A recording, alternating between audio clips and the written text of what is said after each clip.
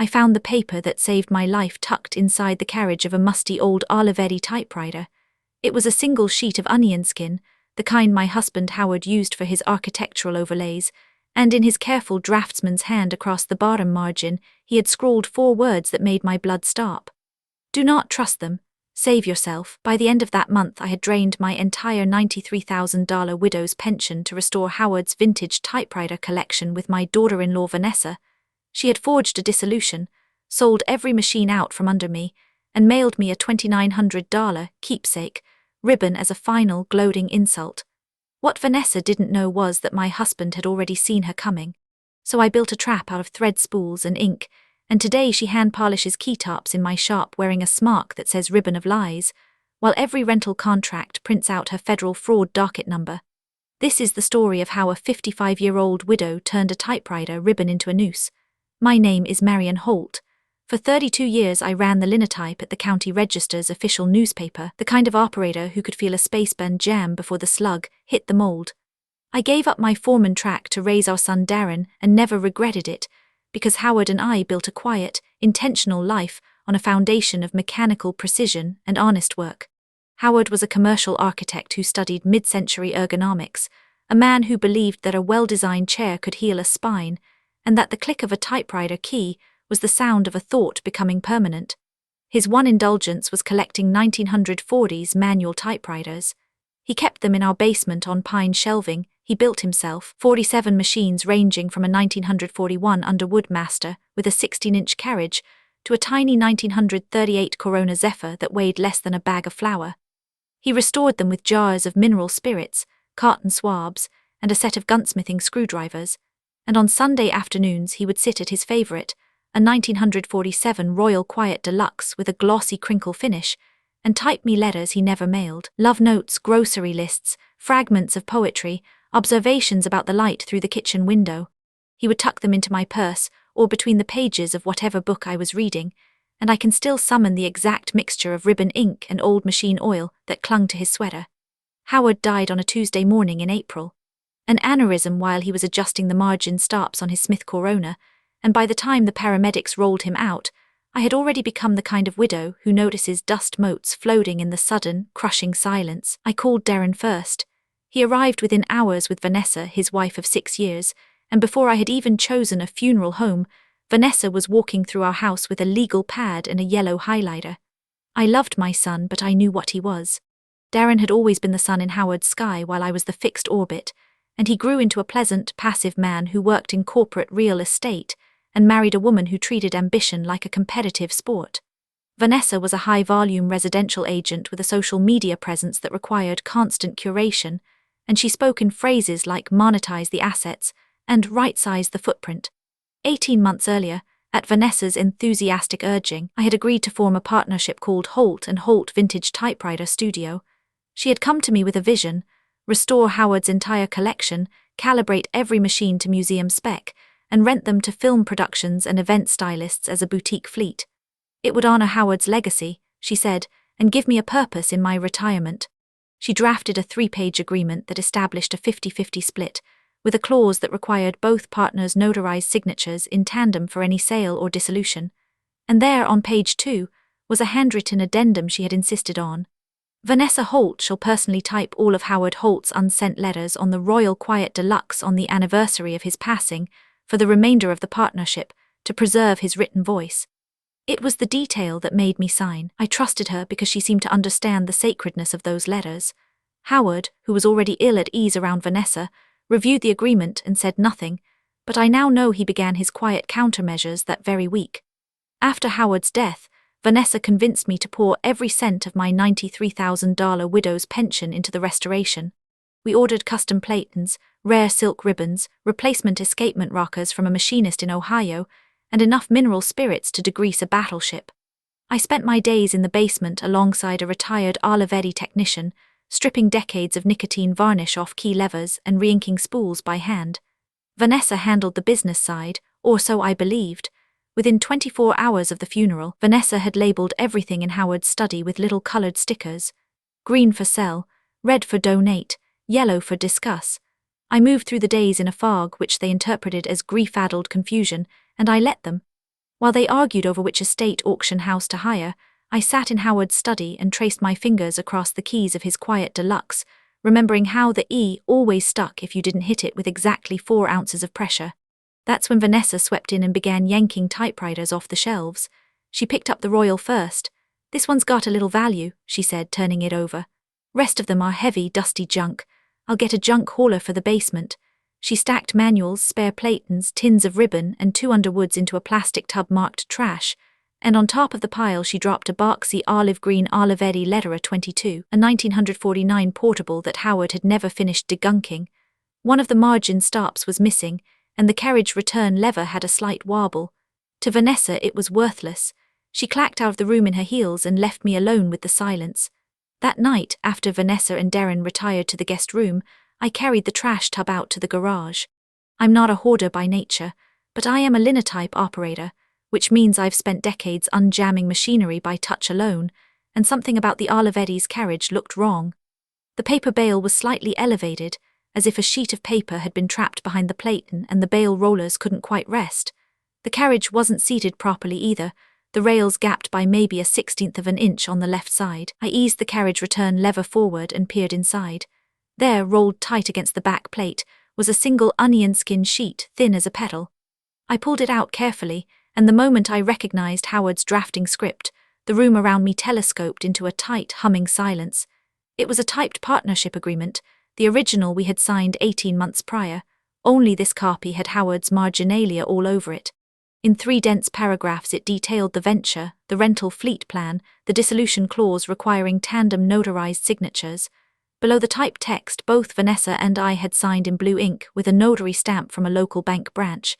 And then at the very bottom in Howard's handwriting, 6 words that made my chest freeze. "She will try to destroy this. Keep it hidden." Below that, in even smaller script, he had added the name of our old estate attorney, Walter Chesney, and a date from last year when Howard had visited him alone.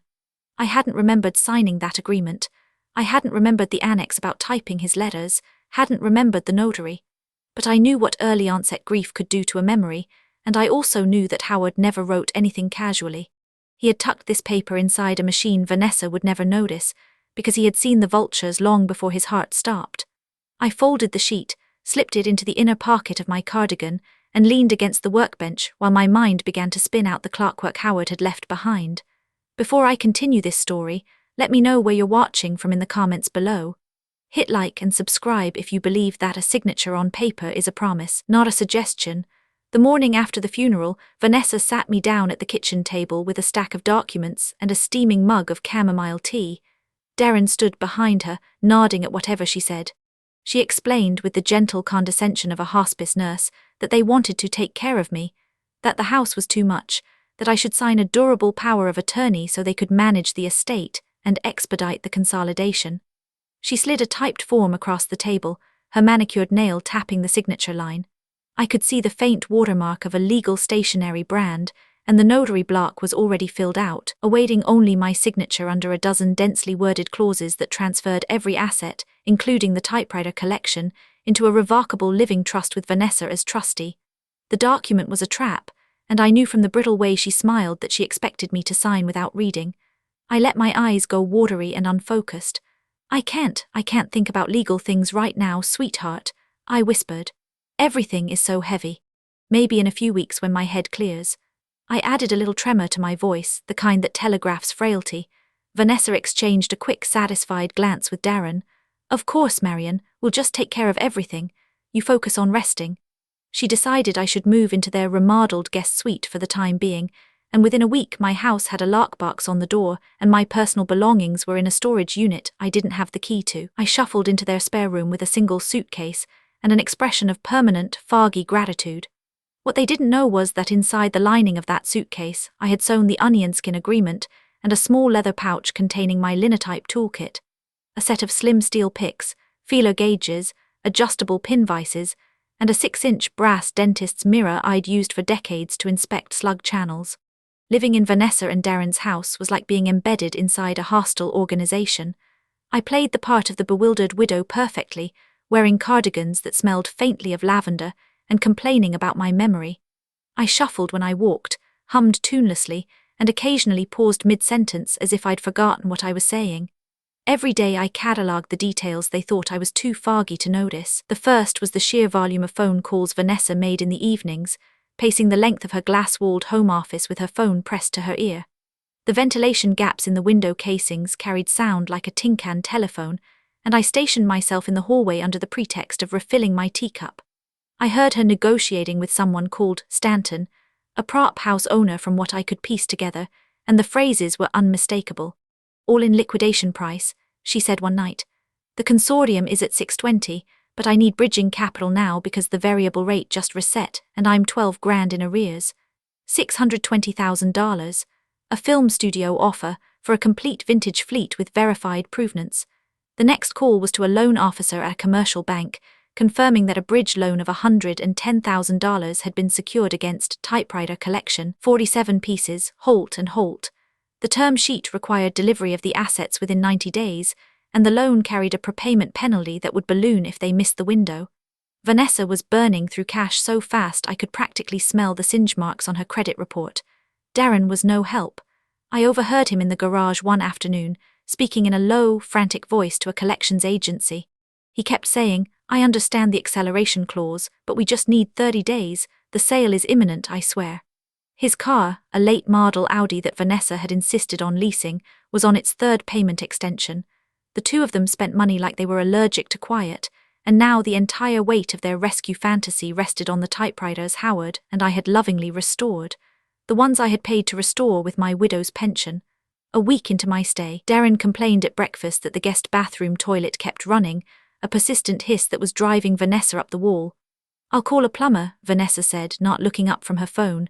"They can't come until Thursday, and it's an emergency call-out fee." I waited until they left, then went to the bathroom, popped the tank lid, and shone a flashlight into the murky water. The flapper seal was warped, a common problem with chlorinated municipal water eating away the silicone edge. I found a spare universal seal in their garage, still in its blister pack, and seated it over the flush valve with nothing but my bare hands and a pair of needle-nose pliers from Darren's toolbox. When Darren came home and saw it working, he stared at me like I'd performed open-heart surgery. "Mom, how did you?" I just shrugged and said, "Old people know a few things." Vanessa, flustered that I'd been competent in front of her husband, muttered something about proper maintenance and retreated to her office. That was the first crack in her illusion of total control, and it taught me something valuable. The more helpless I appeared, the less she'd pay attention to the small, deliberate things I was doing. I needed evidence. The locked office was a gamble, but one afternoon Vanessa left in a hurry for a showing, and Darren was at work. I had my toolkit ready. The office door had a Schlage handle set with a standard knob lock, the kind that yields to a stiff breeze if you know where to press. I pulled a thin, curved steel shim from my toolkit. It was originally designed for aligning line-casting matrices, ground to a precise 15,000ths thickness, and slid it between the strike plate and the latch bolt. A gentle rocking motion, a soft click, and the door swung open with barely a whisper. Inside, the air smelled of toner and something sharply floral, an air freshener plugged into the wall. The filing cabinet was a 2-drawer Hahn, locked with a wafer tumbler core. I'd seen worse on newspaper-proof cabinets. I selected a tension wrench with a 45-degree bend and a short hook pick and knelt on the carpet. The lock had 5 wafers and the first 2 bound easily. I rocked the pick gently, feeling the subtle transfer of tension through the wrench as each wafer set into the shear line. 90 seconds later, the plug rotated with a satisfying click, and the drawer slid open. Inside, a hanging folder labeled Vintage Asset Liquidation held the smoking gun. Bank statements showed the bridge loan drawdown, with the collateral description explicit. A promissory note for $110,000 bore Vanessa's signature and Darren's, with the lender listed as a private equity outfit that charged 19% interest. There was a photocopy of a notarized dissolution document that dissolved Holt & Holt Vintage Typewriter Studio and assigned all assets to Vanessa Holt, effective immediately. My signature appeared in the partner line. The forgery was skilled but not perfect. The upward stroke of the M in Marion lacked the tiny hitch I always make, a remnant of a childhood injury to my index finger. The notary stamp showed a commission number I didn't recognize, and a date 2 days after Howard's death, when I'd been at the funeral home selecting a casket. I checked the notary's name against the state directory on my phone, and the number belonged to a mobile notary who had been suspended 6 months earlier for stamping documents without proper identification. Vanessa had either paid her off or used a counterfeit stamp. Next to the dissolution was a bill of sale to Stanton's prop warehouse for $310,000, with a notation that a further $310,000 would be released upon final delivery and authentication by a film studio's production design company. The total $620,000 exactly. And there, at the bottom of the folder, a cashier's check stub made out to Marion Holt for $2,900, with a memo line reading, "Final disbursement, partnership closure." Below it was a draft of a typed note, still sitting in the return roller of a small portable that Vanessa kept on her desk. The note said, "Marion, enclosed is your share of the remaining net proceeds after liquidation. I've taken the liberty of setting aside one original ribbon from Howard's Quiet Deluxe, so you'll always remember his words. Warmly, Vanessa." The keepsake ribbon priced at what she thought would close the books on me forever.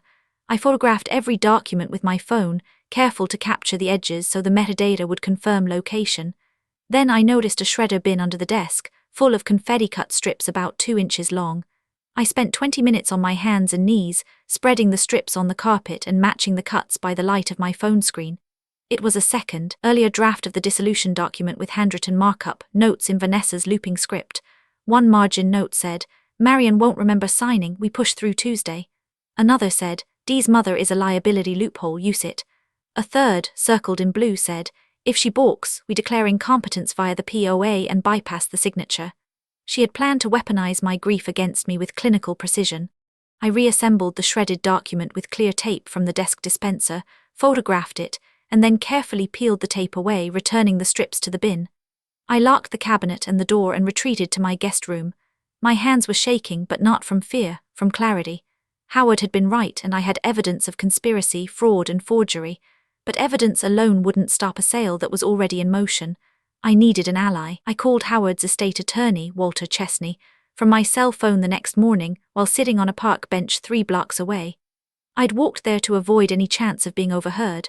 Chesney was a man in his late 70s who still used a fountain pen and remembered the torque spec on Howard's favorite socket wrench. When I told him what I'd found, there was a long, loaded pause, and then he said something that reset the entire board. "Your husband came to me 1.5 years ago," Chesney said. "He was deeply troubled by something Vanessa had said at Darren's wedding. A casual remark about how old things can be liquidated for new opportunities. He asked me to design a protective structure that would activate if anyone tried to monetize his collection without your full, informed consent. What we crafted is a Wyoming statutory trust. The typewriter collection was formally transferred into the trust, with you as sole trustee and lifetime beneficiary. The partnership agreement you signed with Vanessa was actually an ancillary document, subordinate to the trust instrument. That's why Howard insisted on a clause that any dissolution must be notarized by a specific bank branch where the manager, a family friend, would only process the notarization after confirming your identity in person and sending a verification code to Chesney's office. Vanessa never took the dissolution to that branch. She used a suspended notary with a fake stamp, which makes the dissolution void ab initio. I gripped the bench slat. What does the trust do now? It contains a dead man's switch clause that Howard called the Hermes Protocol. If any third party attempts to sell, encumber, or dissolve the trust assets without your in-person, notarized consent accompanied by the code word, which only you and I know, and which Howard set as the name of his favorite rocker mechanism, the trust automatically triggers a freeze on all assets and refers the matter to the Office of the Inspector General and the Postal Inspection Service for investigation. The catch is I need to file the complaint within 48 hours of receiving the prohibited transaction evidence, and you must deliver the originals to my office for authentication. Can you do that? I told him I could, and he gave me the address of his satellite office, a tiny suite in a strip mall where no one would think to look. That afternoon I drove there in a borrowed neighbor's car, wearing a large hat and sunglasses like a spy in a very slow-moving thriller. Chesney was waiting with a leather portfolio that contained the full trust instrument, 84 pages of densely typed legal prose. He pointed to Section 12, subparagraph C, which defined the code word, escapement. Howard had chosen the one mechanical component that controls the precise forward movement of a carriage, the heartbeat of a typewriter. I signed the complaint and handed over my phone with the photos. Chesney contacted a postal inspector named Rhonda Briggs, a no-nonsense woman with a voice like a 6-cylinder engine, and by the end of the day we had a coordinated plan. Briggs would have a plainclothes team at the closing, and the moment Vanessa attempted to transfer ownership, the county sheriff's department would detain her for interstate wire fraud. I needed one more thing. I needed to sever the last thread of sentimental loyalty, a deadbolt test as Howard called it, so that when the trap sprang I would feel no hesitation. I decided to stage a medical scare. 3 days later, in the late afternoon while Vanessa was reviewing the prop house contract on her laptop in the kitchen, I shuffled into the room, clutching my chest. I had practiced this in the mirror.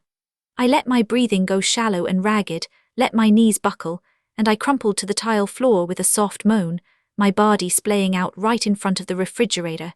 The folder containing a copy of the original partnership agreement, which I'd placed in a manila envelope that morning and left conspicuously on the counter, was within arm's reach.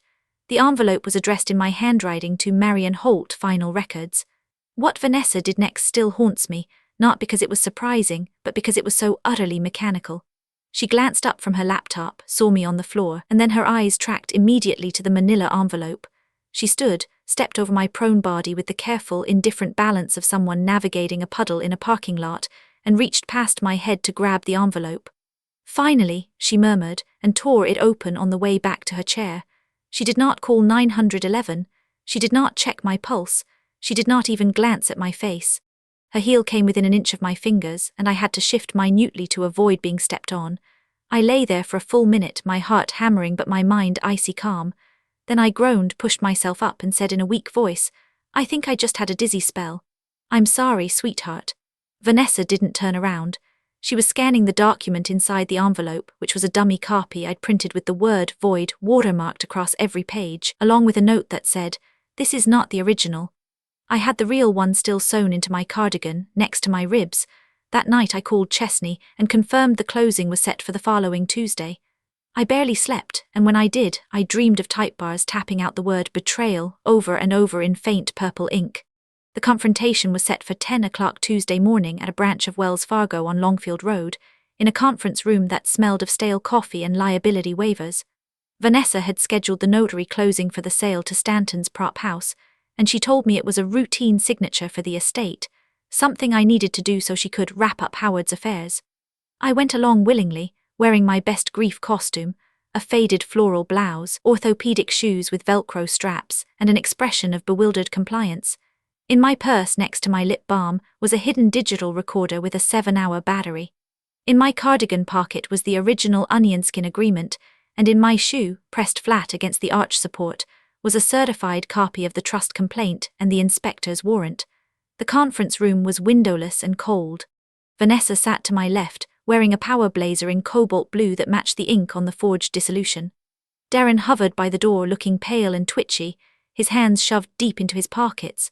A mobile notary with a rolling stamp set up her tablet, and Stanton, the prop house representative, a tall man in a black turtleneck who had been promised 47 pristine typewriters by noon, sat across from me shuffling a stack of contracts. The atmosphere was all sharp efficiency, the kind of forced cheer that comes right before a signature. Coffee cups sat untouched. The notary slid the final ownership transfer form in front of me, 12 pages, with colored tabs marking every spot where I needed to initial and sign. Vanessa's pen was already uncapped, a heavy Mont Blanc she had probably bought with bridge loan money. "Just write your name, Marion," she said, her voice honeyed but tight at the edges. "This is for the best. You'll be able to relax and not worry about dusting all those old machines." I looked at the form, looked at Vanessa, and then I laid my hands flat on the table and said very quietly, "No." The room went silent. Vanessa's smile froze at its corners. "What do you mean, no?" "I mean I am not signing a document that assigns trust property I am the sole trustee of, based on a forged dissolution, to a purchaser who has been induced to buy under false pretenses, while the orchestrator of this fraud steps over my supposedly dying body to grab an envelope." I reached into my cardigan and withdrew the onion skin sheet, unfolding it with the crisp sound of fresh resolve. "This is the original partnership agreement Howard hid in his Olivetti, signed 18 months ago and witnessed by a notary at a branch you never used. It rather clearly requires both partners to be present and willing for any dissolution. The one you're using, Vanessa, has a fake notary stamp and my signature from a date when I was picking out my husband's casket, And I can prove that with the funeral home receipt that's been submitted to the inspector. Your forgery has the wrong hook on the M, by the way. I never write it that cleanly. Vanessa's face went through 3 shades of fury in 2 seconds. You're confused. You don't know what you're saying. Darren, your mother is clearly not well. She's having another episode. She reached for the form, her acrylic nails skittering across the tabletop, and that's when the conference room door opened without a knock. Inspector Rhonda Briggs walked in, badge clipped to her jacket, followed by 2 county deputies in crisp uniforms. Behind them, Walter Chesney stood with a leather portfolio, looking like a retired judge who had just been handed an unassailable verdict. Vanessa Holt, Briggs said, you're being detained on suspicion of wire fraud, forgery, identity theft, and conspiracy to defraud a federal trust. Please place your hands on the table and do not touch any documents. Vanessa's agent instincts fired, and she began sputtering about warrants, about due process, but the deputies were already cuffing her wrists behind her back. Darren staggered back against the wall, his face slack with something between horror and a strange, defeated relief. Stanton, the prop house man, quietly gathered his contracts, muttered about indemnity clauses and due diligence failures, and backed out of the room like a man escaping a grenade blast.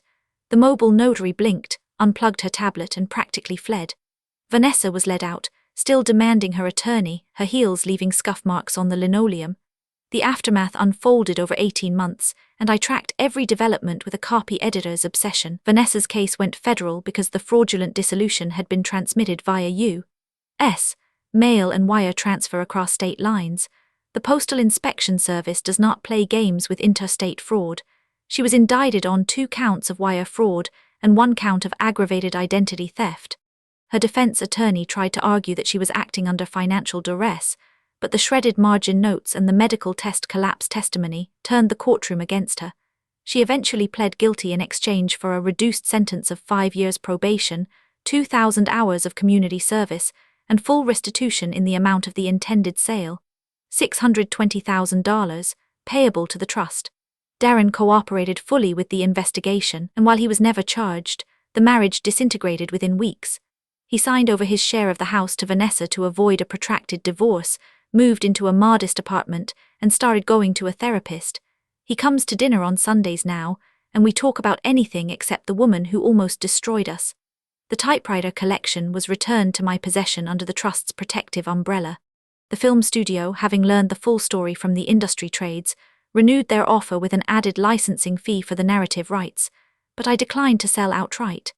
Instead, with the help of a small business advisor and a very enthusiastic trademark attorney, I founded Typeface of Deceit Typewriters LLC, a boutique vintage rental studio based out of a renovated industrial loft downtown. Every machine in the fleet, all 47, including the Royal Quiet Deluxe with its sticky E and the Olivetti Letterer 22 that held Howard's warning, is calibrated, serviced, and dispatched with a rental contract that automatically prints the federal docket number 2-23CR-00147 in the footer, just below the terms. Call it branding. The contracts are typed on an IBM Selectric with a custom font that mimics Howard's draftsman hand, and every customer gets a brief, discreet note about the importance of checking what's hidden in the carriage before you sign. Vanessa's community service was assigned by a judge who had a soft spot for mechanical reparations. She reports to my shop 3 days a week at 8 in the morning sharp. Her tasks are detailed in a court-approved binder. She hand-polishes keytops with a custom microfiber cloth, using a non-toxic solvent I purchase in bulk. She winds fresh ribbons onto spools, precisely 106 windings per spool to match the original factory spec. She degreases type bars with a horsehair brush and a solution of naphtha and patience. She is supervised by my floor manager, a retired union printer named Gus who has 0 tolerance for shortcuts. Vanessa wears a regulation-length pink smock, and across the back in tight serifed letters that echo the imprint of a 1948 Underwood, the embroidery reads Ribbon of Lies. She is silent while she works. She does not touch the sales terminal, does not speak to customers, and every time a rental contract slides out of the printer with her docket number on it, her shoulders tense just enough for me to notice. It is not cruel. It is accountability rendered in thread and ink, a sentence she must polish 1 key at a time. Last Sunday, I sat at Howard's Royal Quiet Deluxe and typed a letter to him, updating the page count of this strange chapter. The E still sticks if I don't hit it with exactly 4 ounces of pressure, and my muscle memory has become so precise that I no longer have to think about it. I told him the trap worked, that the trust held, that his granddaughters are learning touch typing on a 1955 Smith Corona Galaxy with a two-tone red ribbon that makes their mistakes visible and correctable. I told him that the carriage of his memory still advances one space at a time, steady and unerasable. And I told him that integrity is the only ink that never fades, and that some signatures cannot be forged because they are written on the inside of a widow's ribcage in the steady, unerasable rhythm of a man who loved her enough to leave a dead man's switch behind. The carriage bell dinged at the end of the line, and I smiled and let the page curl into the plate, a letter that will never be mailed but will outlast every deception that tried to erase it. Have you ever discovered a dark secret about someone you trusted completely? How did you handle it? Tell me in the comments. And if you want more stories of sweet, meticulous revenge where the details do the devouring, hit like, subscribe, and ring that bell so you never miss a narration. This is Naomi, signing off with a single satisfying ding of a typewriter bell.